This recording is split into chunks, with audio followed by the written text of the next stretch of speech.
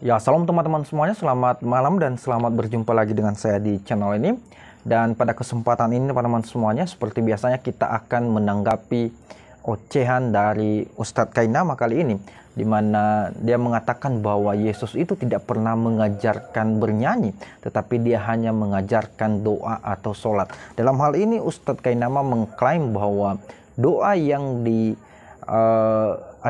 Yesus, dia artikan bahwa doa itu sama halnya dengan sholat. Nah teman-teman semuanya, dalam hal ini tentunya kita harus memberikan counter dari apa yang disampaikan oleh Ustadz Kainama ini, karena menurut saya bahwa apa yang disampaikan beliau tidak sesuai dengan isi Alkitab yang sebenarnya. Nah teman-teman semuanya, seperti apa cuplikan video dari Ustadz Kainama?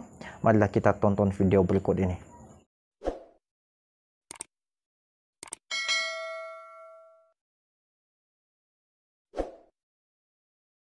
Pasal berapa, Ustaz?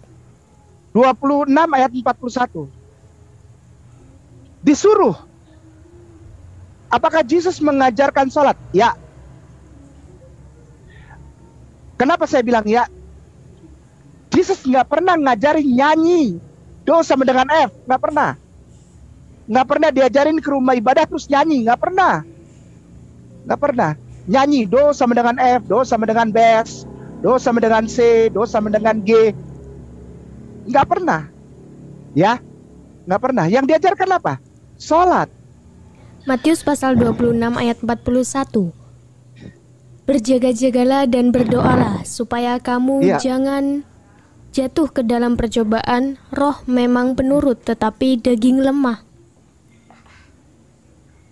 Oh itu mana ada sholat di situ? Berdoalah. Geser ke bawah Ustaz Dani. Nah, saudaraku yang berkati Tuhan, itu ada cuplikan video dari Ustadz Kainama, di mana beliau mengatakan tadi bahwa Yesus itu tidak pernah mengajarkan bernyanyi, ya, dia hanya mengajarkan doa kepada murid-muridnya atau kepada pengikutnya.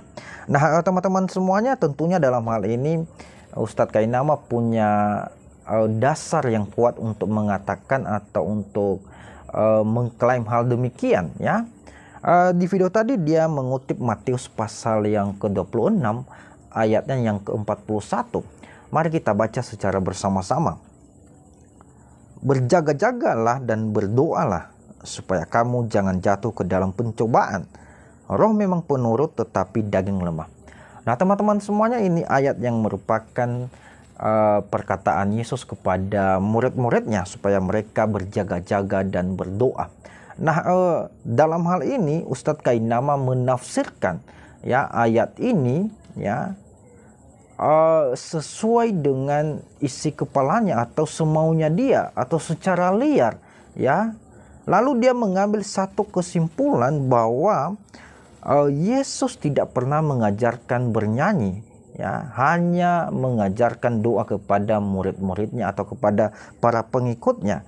Dasarnya apa? Ini ayat yang ke-41 ini, ya, dikatakan di sini berjaga-jagalah dan berdoalah, ya. Jadi dia klaim atau dia buat satu keputusan, kesimpulan tersendiri bahwa Yesus tidak pernah mengajarkan bernyanyi, hanya berdoa. Nah, kemudian dia mengklaim bahwa kata doa di sini sama artinya dengan kata sholat. Itu menurut Ustadz Kainama, ya, dia sama artikan dengan kata doa dengan kata sholat, ya. Nah teman-teman semuanya, apakah betul, ya, Yesus tidak pernah mengajarkan bernyanyi, ya? Apakah Yesus hanya mengajarkan doa saja? Tentunya dalam hal ini saya mau katakan bahwa ini adalah sebuah kesalahpahaman dari Ustadz Kainama, ya. Saya rasa bahwa Ustadz Kainama sedang mempermalukan dirinya sendiri atau pengikut-pengikutnya, ya. Saya mau katakan bahwa Ustadz Kainama tidak paham betul dengan isi Alkitab ini, walaupun Ustadz Kainama pernah mengatakan pernah sekolah teologi sampai di Israel, ya, tetapi memahami Alkitab, ya, atau ayat-ayat yang menurut saya mudah dipahami, tetapi Ustadz Kainama tidak begitu paham untuk ayat ini, ya. Tetapi saya ngerti ya dengan orang-orang ini, ya. Mereka hanya mengutip ayat-ayat yang menurut mereka menguntungkan, ya, buat mereka. Lalu mereka tafsirkan secara liar. Ya, itulah menangnya mereka, ya. Ada ayat yang menguntungkan buat mereka di dalam Alkitab, lalu mereka copy paste, lalu mereka tafsirkan dan mereka artikan sesuai dengan isi kepala mereka. Itulah pintarnya orang-orang ini. Oke, kita jelaskan kepada Ustadz Kainama. Apakah Yesus tidak pernah mengajarkan bernyanyi?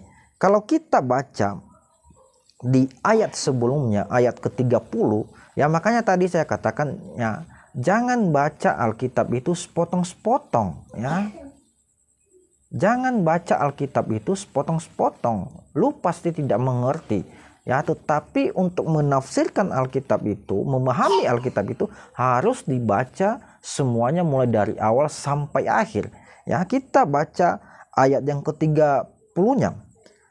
Sesudah menyanyikan nyanyian puji-pujian, pergilah Yesus dan murid-muridnya ke Bukit Zaitun.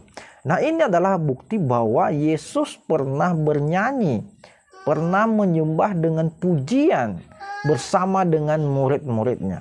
Jadi artinya kalau Yesus sudah pernah melakukan hal demikian, itu artinya menandakan bahwa Yesus mengajarkan bernyanyi.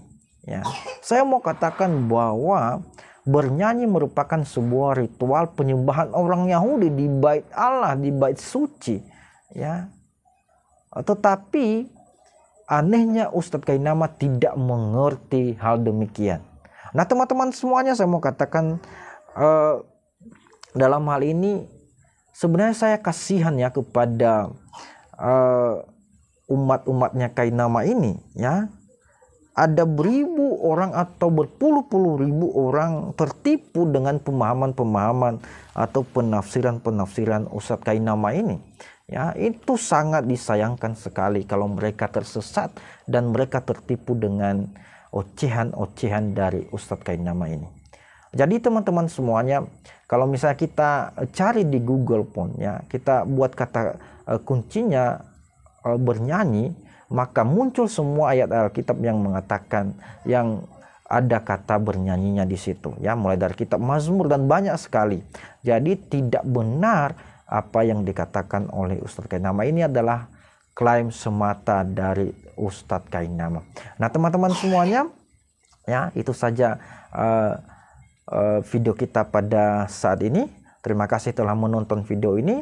Bagi saudara saya yang masih belum mendukung channel ini, saya mohon untuk tetap setia dan memberikan dukungan teman-teman semuanya untuk perkembangan channel ini, dan dengan cara klik subscribe dan jangan lupa aktifkan loncengnya biar saudara tidak ketinggalan dengan video-video saya selanjutnya. Dan jangan lupa juga bagikan, ya, setiap video yang ada di channel ini biar channel ini bisa berkembang dan bisa menjadi berkat bagi kita semuanya. Terima kasih dan Tuhan Yesus memberkati.